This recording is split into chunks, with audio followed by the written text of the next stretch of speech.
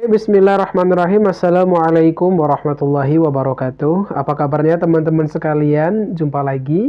Jadi di kesempatan kali ini saya akan kembali ngebahas tentang The Secret, tetapi bukan ngebahas tentang pengertian atau semacamnya, tapi lebih kepada sharing tentang pengalaman ajaib yang sudah saya alami semenjak saya mempraktekkan salah satu komponen daripada The Secret ini.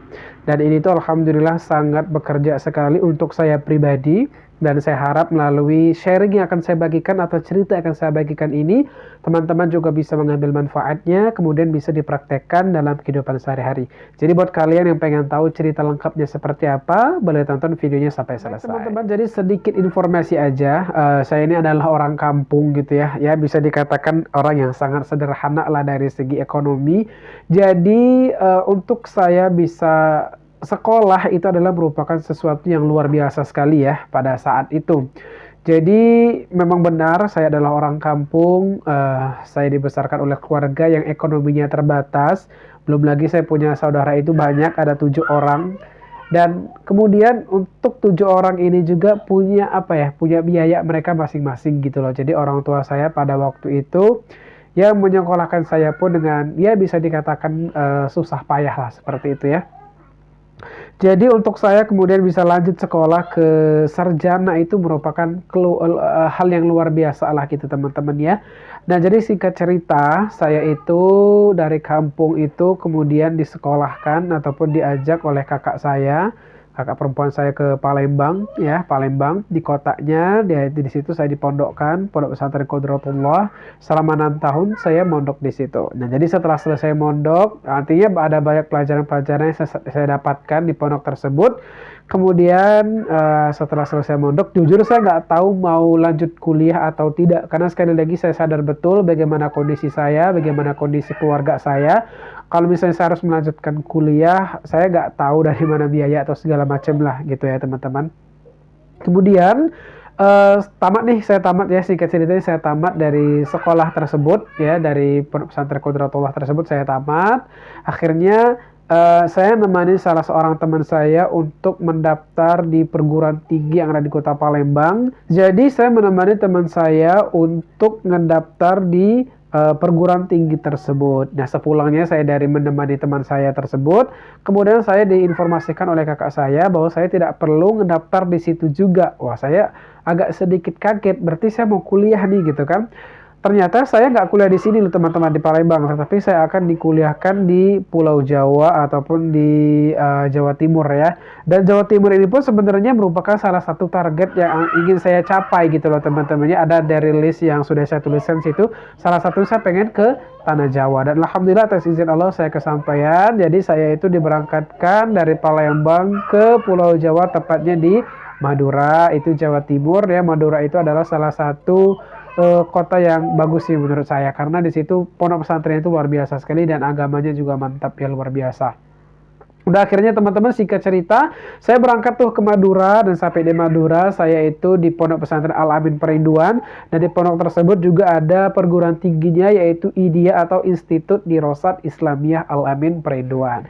Sesampainya di IDIA, saya tuh udah ya bisa dikatakan langsung bisa beradaptasi lah ya, walaupun mungkin adaptasinya tidak yang gimana-gimana, karena sejujurnya saya adalah orang yang introvert gitu, pemalu.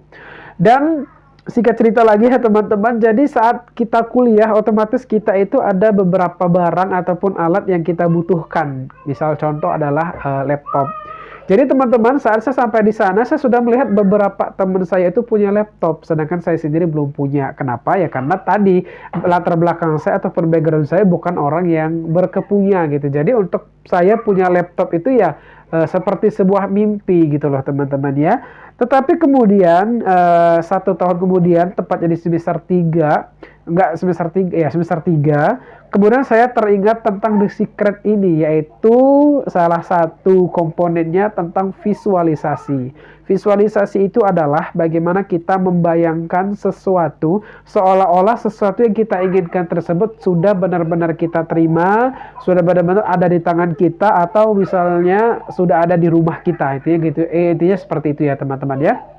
Jadi saya ingat kalau misalnya di The Secret itu dicontohkan good feeling ya, ada salah seorang yang pengen punya mobil. Jadi seolah-olah dia sedang mengendarai mobil, menghidupkan, mematikan dan segala macamnya. Jadi saya ingat di part atau bagian itu, kemudian saya mempraktekkan visualisasi ini pada sebuah buku. Jadi buku ini saya ibaratkan atau saya visualisasikan menjadi laptop. Jadi memang ada dulu tuh satu buku yang hampir saya selalu bawa buku ini setiap kali saya pergi kuliah, selalu saya bawa walaupun tidak saya baca ya, jarang saya baca sih sebenarnya. Tapi saya jadikan buku tersebut untuk divisualisasikan menjadi netbook ya, bukan laptop yang kecil itu loh teman-teman ya. Jadi setiap hari, hampir setiap hari, nggak setiap hari banget ya, hampir setiap hari pokoknya buku tersebut saya hidupin seolah-olah saya sudah punya laptop, saya ngetik, sok-sokan denger musik, sok-sokan lagi ngerjain sesuatu lalu dari laptop. Pokoknya hampir setiap kuliah saya melakukan itu secara rutin gitu loh.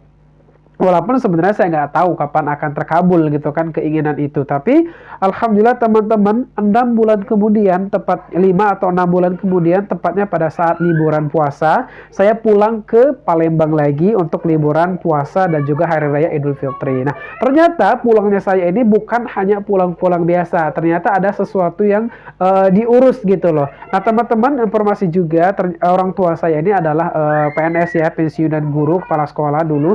Nah, jadi karena saya adalah satu-satunya masih sekolah, otomatis uang pensiunan itu akan kembali ke saya. Tetapi ternyata selama 5 atau 6 bulan beberapa sebelumnya itu, maksudnya 5 bulan atau 6 bulannya itu uangnya itu nggak cair gitu loh teman-teman. Kendalanya ternyata kakak atau keluarga yang terdaftar di Taspen dengan kartu keluarga yang kami pakai sehari-hari itu berbeda.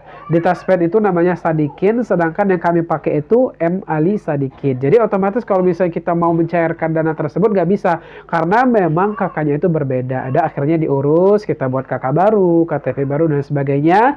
Terus itu kita tanda tangan dan semacamnya. Alhamdulillah atas izin Allah, qadarullah, uang tersebut cair sebesar 5-6 juta. Udah tuh ya, udah cair tuh uang tersebut kan. Ini jaraknya tuh 5-6 bulan dari saya mulai saya memvisualisasikan buku menjadi laptop tadi ya. Dan setelah uang itu diterima, setelah kita mau pulang, tiba-tiba nggak tahu kenapa ada keberanian aja gitu ngomong sama kakak saya bahwa saya pengen beli laptop. Kemudian saat saya sudah selesai ngomong itu, kakak saya tiba-tiba ngomong juga nih, ngapain harus beli nanti, beli sekarang aja gitu kan. Ya udah, saya pikir itu adalah canda-canda aja biasa gitu kan, nggak serius. Dan akhirnya saya pikir bakalan pulang nih setelah itu. Tapi kakak saya itu nggak langsung pulang teman-teman. Dia nggak jalannya itu beda saat jalan kita pergi tadi. Dia menuju ke jalan, saya dibawa ke tempat lain gitu. Maksudnya ya, ngomongnya belibet ya. Oke. Jadi saya dibawa ke tempat lain. Ternyata tempat tersebut adalah tempat alat-alat elektronik. Jadi sampai di situ, alhamdulillah atas izin Allah lagi, saya dapat sebuah netbook. Jadi netbook itu saya ingat sekali merek itu Acer Aspire One gitu, nggak tahu gimana cara bacanya gitu ya teman-teman ya. Itu ya adalah barang mahal pertama kali yang saya punya gitu loh teman-teman. Harganya itu di 2.900.000.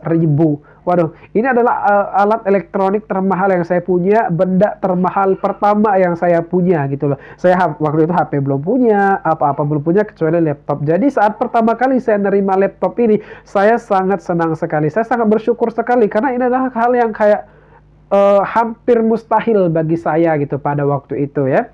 Udah akhirnya setelah saya dapat laptop itu, saya mulai belajar untuk cara menghidupkan, mematikan, ngetik, dengerin musik, download film, download software dan lain sebagainya. Jadi teman-teman, baru kemarin nih saya menyadari ternyata dari mulai saya memvisualisasikan selama 6 bulan, dan ternyata itu pula 6 bulan tersebut pensiunan ayah saya tadi kan terkendala tuh. Jadi seolah-olah kayak sudah ada apa ya, gimana sih ngomongnya, kayak ada sudah kesinambungan gitu loh, kayak ditabung dulu ya gitu loh. Memang aduh, Allah tuh pokoknya luar biasa sekali ya cara mengaturnya. Kita mungkin mikirnya mustahil, tapi kalau Allah berkehendak ya kun fayakun, idza arada syai'an ayyaqula lahu kun fayakun. Pokoknya intinya 6 bulan saya visualisasi, 6 bulan uang itu nggak keluar, saat keluar langsung beli laptop.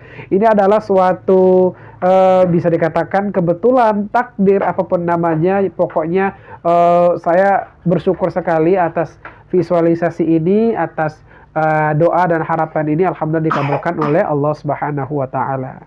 Nah, teman-teman, jadi itu saja mungkin sharing singkat ataupun berbagi ceritanya. Semoga dari pengalaman saya yang ya mungkin bagi kalian sederhana, tapi menurut saya ini adalah pengalaman pertama saya yang sangat luar biasa sekali. Ini ada pengalaman yang menurut saya paling memorable. Kenapa? Karena ini adalah sesuatu yang saat itu saya sulit gitu kayak untuk ngedapatin. Tapi alhamdulillah atas izin Allah semuanya tidak ada yang sulit, semuanya terjadi begitu saja. Dan terima kasih sebelumnya atas segala kesalahan, kekurangan. Kepada Allah kita sama-sama mohon ampun.